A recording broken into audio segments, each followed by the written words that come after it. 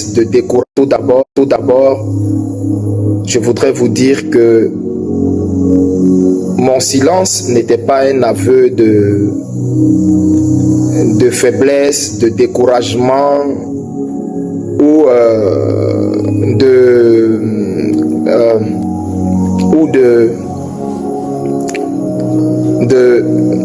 d'inquiétude. Non, bien au contraire. Je vous avais déjà dit que je sortirai si Dieu me met à cœur ou Dieu me donne l'ordre de sortir. Et je ne suis pas un homme des réseaux sociaux. Sinon, je dirais, je ne suis plus un homme des réseaux sociaux. Donc, vous ne me verrez pas apparaître à tout moment, m'adresser à vous. Non, non, non. C'est pas... je suis dans la présence du Seigneur et dans la prière. Dans la prière. Alors, je sors parce que j'ai senti dans mon cœur que le peuple de Dieu avait besoin de m'entendre. Les Ivoiriens avaient besoin de m'entendre. Il ne fallait pas qu'ils interprètent mon silence depuis quelques jours comme un découragement, un désaveu, une défaite. Non, pas du tout. Soyez en paix. Je voudrais déjà vous rassurer pour vous dire soyez en paix. Parce que je suis en paix avec moi-même, en paix avec mon Dieu. Et je voudrais que vous soyez en paix. Je voudrais que vous partagiez ma paix. Je voudrais que vous partagiez ma sérénité. Vous savez, quand vous me regardez, quand vous m'observez, est-ce que vous voyez en moi en ce moment un homme troublé? Est-ce que vous voyez un homme troublé? Un homme abattu? Non. Vous savez pourquoi? Parce que je sais qui m'a envoyé. Je sais tout ce qu'il m'a dit. Et ce qu'il m'a dit se déroule et se passe comme il m'a dit. D'où ma paix, d'où ma tranquillité, d'où mon calme. Et d'où tout l'amour que vous pouvez voir que je vous manifeste. Alors, je voudrais que vous apportiez toute votre attention à mon adresse. Comme je l'ai dit d'entrée de jeu, qui va porter sur 4 points. Au premier point, je voudrais remercier tout l'ensemble des Ivoiriens et des Ivoiriennes et tout le peuple du Seigneur qui me portent dans leur cœur parce que de là où je suis, je sens votre soutien dans la prière. Oh que oui, oh que oui. Je sens que des mamans prient pour moi. Je sens que des papas prient pour moi. Des enfants prient pour moi. Je sens que des jeunes gens, des jeunes femmes prient pour moi. Je sens que des hommes de Dieu, des collègues, des hommes de Dieu prient pour moi, me portent dans leurs prières. Je sens que les femmes de certains serviteurs de Dieu prient pour moi. Oui, en mon âme de prophète, je le sens et je le sais. Je sais que vous priez pour moi. Et je rends grâce à Dieu pour ça. Parce que d'où je suis, je peux sentir votre soutien. Je peux sentir votre soutien. Vos prières viennent et me donnent de la force. De la force pour continuer de fléchir mes genoux qui sont affaiblis. Parce que 2 ans durant, ces genoux sont toujours prosternés en train de crier à Dieu pour ma nation. En train d'élever la voix vers Dieu pour vous. En retour, je sens tout votre soutien spirituel. Et je voudrais vous demander de continuer de prier davantage encore pour moi. De continuer de prier encore. J'en ai besoin. J'en ai besoin. Vous qui le faites, que Dieu vous bénisse. Que le Dieu de mon appel, le Dieu de mes expériences, le Dieu de mes apparitions vous bénisse au centuple, vous et vos enfants. Continuez de le faire. Et également, je voudrais vous dire merci pour votre soutien. Parce que quand vous sentez que tout est mis en œuvre pour m'atteindre émotionnellement, verbalement et tout, vous vous levez comme un seul homme. Vous faites bloc et vous prenez ma défense alors que je ne vous ai pas demandé. C'est une preuve d'amour indéfectible. Que le Dieu que je sers, devant qui je souffre et je bois cette coupe depuis 2 ans, se souvienne de vous. Oh, ce que je dis, c'est de mon cœur, je le dis. Pourquoi? Parce que un frère n'est pas celui que ta mère t'a donné. Un frère n'est pas celui que ton père t'a donné. Un frère, c'est l'ami qui est là en tout temps. C'est celui qui est là en tout temps. C'est celui qui participe à tes peines, qui ne te dénigre pas, mais qui te porte dans ses prières, dans les moments les plus difficiles. Parce que je vous assure, ça fait 2 ans, 3 mois aujourd'hui, que je vis cette situation où je suis en dehors de mon pays, où je suis loin de mon foyer, de ma maison, loin de mes enfants. 2 ans sans les voir, c'est pas facile. 2 ans où je ne connais pas de loisir. Mon seul loisir, c'est la prière. La prière, rien que la prière.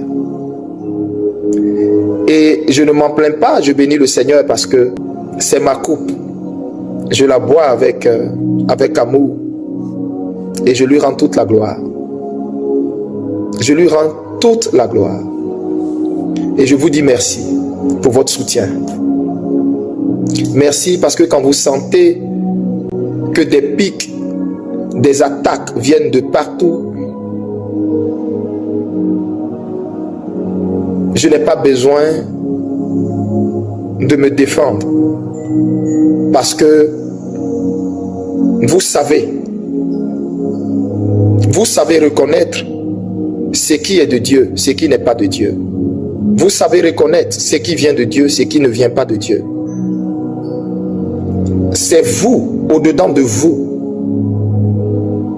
qui ressentez la voix du Seigneur et qui parlez en ma faveur. Je vous remercie. Mais je voudrais vous dire, sachez aussi raison garder en me défendant, parce que personne n'a la science de la vérité. Personne. Tous ceux qui se croient sages, en réalité, n'ont qu'une infime partie de la sagesse. Personne n'a la sagesse infuse. Il n'y a que notre Dieu qui est sage. Et donc, vous, même quand vous abordez certains sujets, faites-le dans l'humilité de Christ, en vous rappelant que des hommes peuvent se tromper, des hommes peuvent mal juger, des hommes peuvent mal faire. Je vous assure, je n'en veux à personne. Je n'en veux à personne.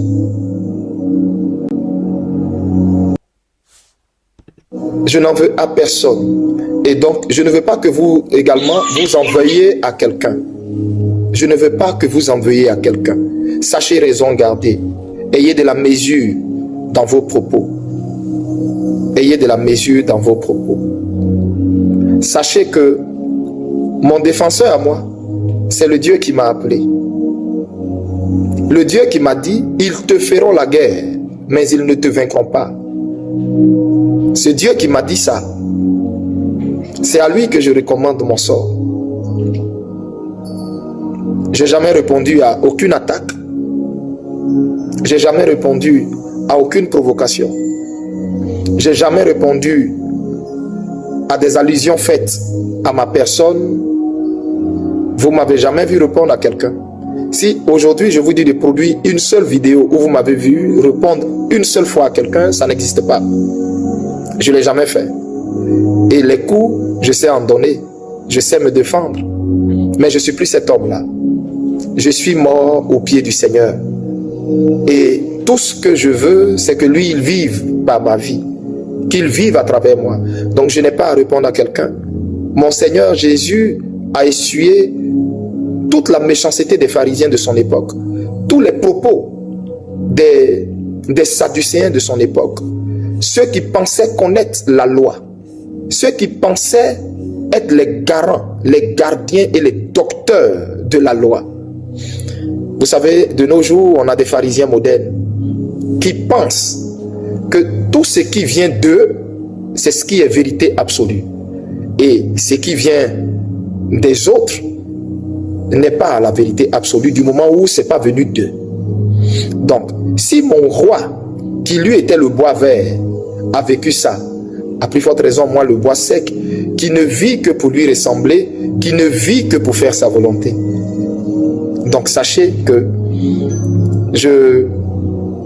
dans mon cœur, il n'y a que de l'amour pour tout le monde.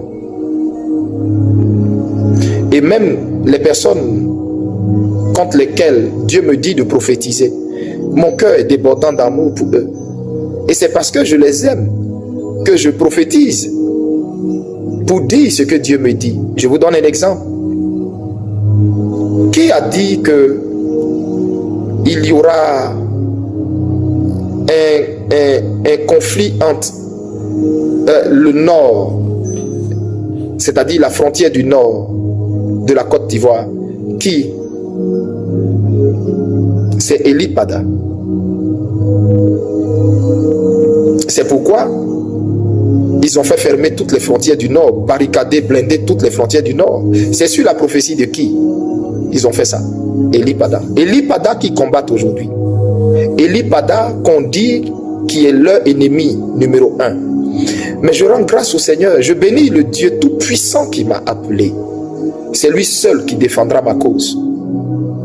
Alors, sachez que j'ai un défenseur qui est aguerri. Donc, c'est à lui que je remets mon sort. Il sait me défendre. Pendant 2 ans, il m'a gardé. Il a été fidèle. Il ne m'a pas abandonné. Il sait me garder. Pendant ces 2 ans, j'ai beaucoup perdu. 2 ans sans prêcher. 2 ans sans être arrêté à ma chair. 2 ans sans voir mes enfants. 2 ans sans voir mon peuple. Et à regarder aussi le culte sur YouTube. Et voir toute la tristesse que je vois dans le visage de mon peuple.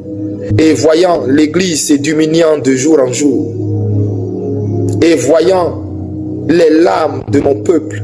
C'est pas facile, mais le Seigneur me fortifie. C'est ma coupe, je la bois. Je pouvais rester dans mon église, faire allégeance au régime qui est là, comme tout le monde. Et puis moi aussi, me la couler douce tranquillement à Abidjan. Mais j'ai dit non. Parce qu'un homme de Dieu, il est du côté de Dieu. Un homme de Dieu n'est pas du côté des rois. Il n'est pas du côté des palais. Un homme de Dieu est du côté de Dieu. C'est pourquoi on dit homme de Dieu. Je suis serviteur du Dieu très haut. C'est lui que je sers. Je ne sers aucun roi. Je ne sers aucun roi. Je suis soumis au roi, aux autorités et tout. Mais soumis premièrement et principalement à celui qui m'a appelé. Celui qui a le pouvoir de tuer mon âme et non ma chair. C'est à lui que je suis soumis.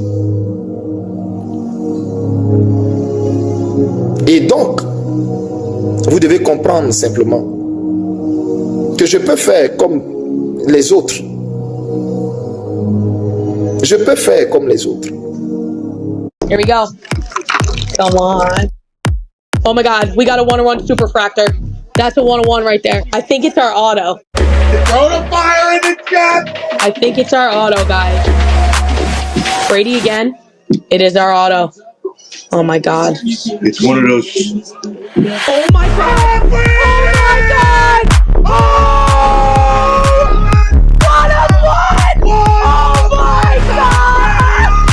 One of one Brady auto. Oh my God.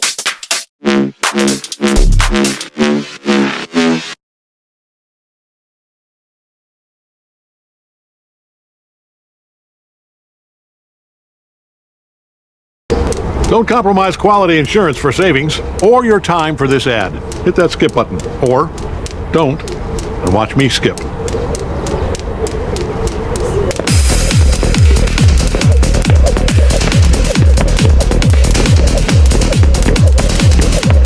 You in there? Yes. Yes. We are farmers. Bum bum bum bum bum bum.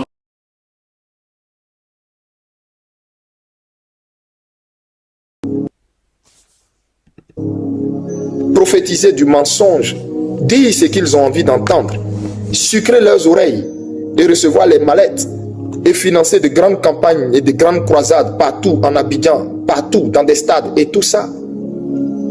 Mais j'ai décidé de dire non, je ne mange pas de ce pain.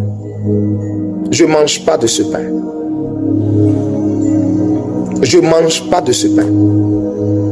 Alors, le Dieu que je sers en toute conscience pure saura, au jour indiqué, me faire justice. Merci. Vraiment merci. Alors, je voudrais vous fortifier. Vous tous qui avez été peut-être abattus parce que n'ayant pas compris la pensée du Seigneur suite à la prophétie dans laquelle nous sommes et qui suit son cours. Je répète, dans laquelle nous sommes et qui suit son cours. Je sais que plusieurs ont été peut-être découragés parce qu'ils n'ont pas compris la prophétie. La prophétie a dit, à la date du 25 octobre, il n'y aura pas d'élection présidentielle en Côte d'Ivoire. Parce que à cette date, l'élection n'aura jamais eu lieu. Repartez, réécoutez la prophétie. Je vous le recommande. Repartez, réécoutez. Le Seigneur a dit, ainsi parle l'Éternel des armées, il n'y aura pas d'élection. Il n'y aura pas d'élection. L'élection n'aura jamais eu lieu. L'élection n'aura jamais eu lieu. Il n'y a pas d'élection. Parole du Seigneur. Bien-aimés, je peux vous dire de façon très claire, pas de façon spirituelle, mais de façon factuelle, qu'il n'y a pas eu d'élection. Et vous le savez, il n'y a pas eu d'élection. Parce qu'une élection, c'est toute l'étendue du territoire. Ça fait un. Une élection, c'est toute la nation qui s'en va donner sa caution, son soutien, son vote à quelqu'un pour les diriger. C'est parce que vous avez vu se présenter. De trois, où le Seigneur leur a damé le pion. Et je sais que ça leur a fait très mal. Dieu a envoyé son ange dans leur serveur qui a fait fuiter toutes les informations qu'ils avaient savamment orchestrées depuis une année. Je répète, depuis une année. Pas depuis 3 mois, pas depuis 5 mois. Depuis une année. Dieu a envoyé son ange pour aller faire fuiter ces informations et qui ont été versées la veille des élections. Pris au dépourvu, désabusé parce que ne s'attendant pas à ça. Je sais, par conscience prophétique, que ça a créé un chaos total dans le sein du régime qui est en place. Ils n'ont pas vu ça venir. Mais quand Dieu dit, il n'y aura pas d'élection, ce n'est pas la veille d'un examen que les résultats de l'examen sortent. Si les résultats de l'examen sortent, il n'y a pas d'examen. Il n'y a pas d'examen. Le lendemain matin, il n'y a pas d'examen. Les résultats sont là. La confusion était tellement totale qu'il fallait qu'ils essaient de grappiller un peu pour donner quelques pourcentages à ceux qui sont partis les accompagner dans cette forfaiture, pour ne pas entièrement donner raison aux résultats qui sont sortis. Mais dans leur conscience, ils ont été choqués par le Dieu.